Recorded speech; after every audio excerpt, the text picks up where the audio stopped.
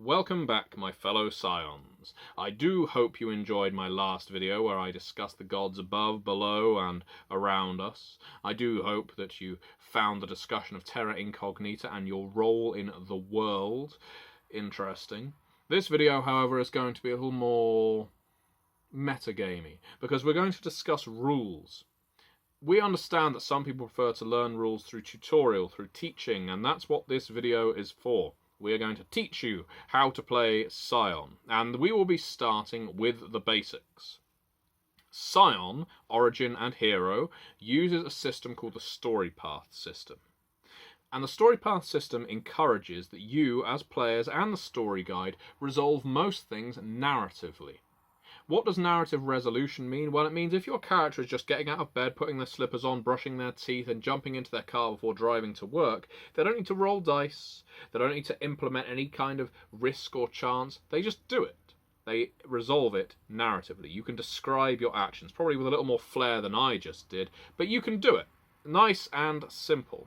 But as soon as you introduce stress, or as soon as you introduce risk of failure, as soon as someone is trying to contest what you're doing, or evade you, let's say, you need to start rolling dice. Dice represent risk. So in that example, let's say when you arrive at work, your boss asks you, why are you only wearing slippers? Where are the rest of your clothes? You may need to try and persuade your boss that today has always been slippers and nude day. But we'll get on to that. In the Storypath system, if something can't be resolved narratively, you resolve it with dice. And the Storypath system uses 10-sided dice. If you are familiar with most board games, you'll know 6-sided dice, those lovely cubes, often with dots on different sides. 10-sided dice are the same, except they have 10 sides. They're often called D10s, and the 10 is often 0-0 if it isn't 10. Either way, it's a 10-sided die. To play Storypath games like Scion, you'll probably want to own around 10 10-sided dice. You can buy them from places like indiepressrevolution.com. You can even get themed dice that associate with our games from there. Or there's lots of other websites that sell dice too. But IPR, Indie Press Revolution, do a lovely set. Alternatively, if actual dice aren't your thing and you're playing online, you may want to use a dice roller app. The Onyx Path dice roller is something you can get through Android's Play Store. You can also get it on iPhone. It essentially puts the dice on your phone. You can shake your phone, and it's like you're shaking dice, and you then read off the results. So that's the dice. What are you trying to achieve? Well, the good thing with Storypath is there's no arithmetic, there's very little mathematics involved. You're not rolling dice and then adding them all up. There's no multiplication, no subtraction, no division. All you're looking for are certain numbers, certain results. As an example, in Origin and Hero for Scion, you are looking for 8s, 9s, and 10s, or double zeros on some D10s. Those are your successes. Anything lower than 8, so 1 through to 7, is a failure.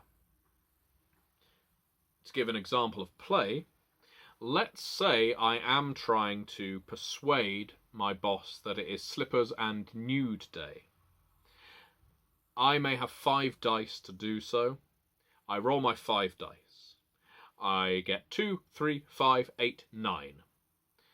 The 2 and 3 and 5 are not successes. I move them to the side, they're irrelevant. But the 8 and 9, those are successes. So that may well mean that I succeeded in persuading him.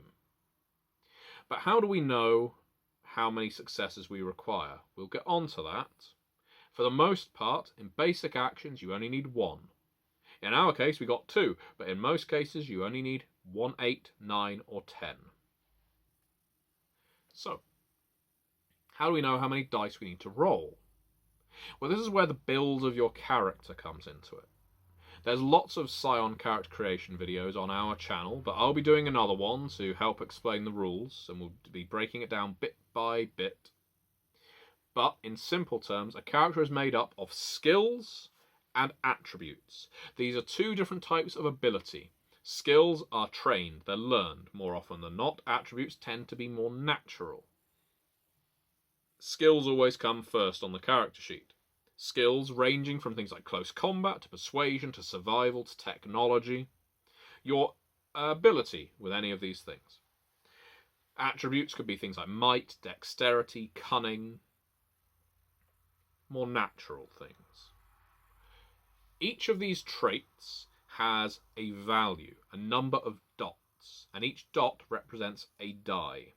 Most traits range from 1 to 5. All attributes range from 1 to 5. 1 being not very good, 5 being best in the world. Most skills range from 0 to 5. Most skills start off at 0. You don't have a skill in close combat if you've never been taught how to practice close combat. But if you went to a dojo once, you might have 1 dot in close combat. If you are a 3-time black belt and Hall of Famer, you might have 5 dots in close combat. So let's have an example of play. You wake up in the morning, you get your slippers on, but you don't go to brush your teeth immediately. You decide you want some lovely watermelon for breakfast. There's a watermelon on the counter. It's been there since last night. You've been dreaming of that watermelon. Ugh. But there's an earthquake underneath your apartment block, because why wouldn't there be? It's probably titans shaking the foundations, trying to disrupt your sleep and waking up routine. You could jump out the window and deal with them. You're a Scion. It's the kind of thing you do. But you're also a Scion, which means you're arrogant.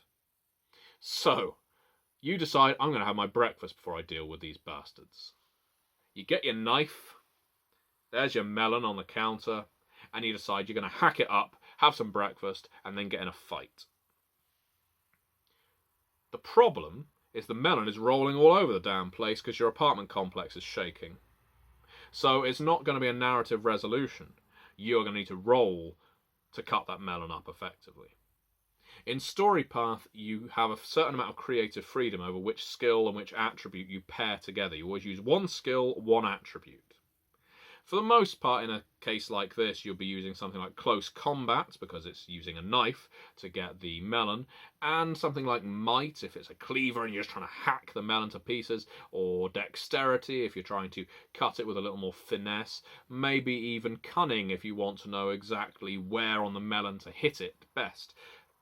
But you could use a skill like, let's think, athletics, to try and catch the melon as it rolls off down the counter.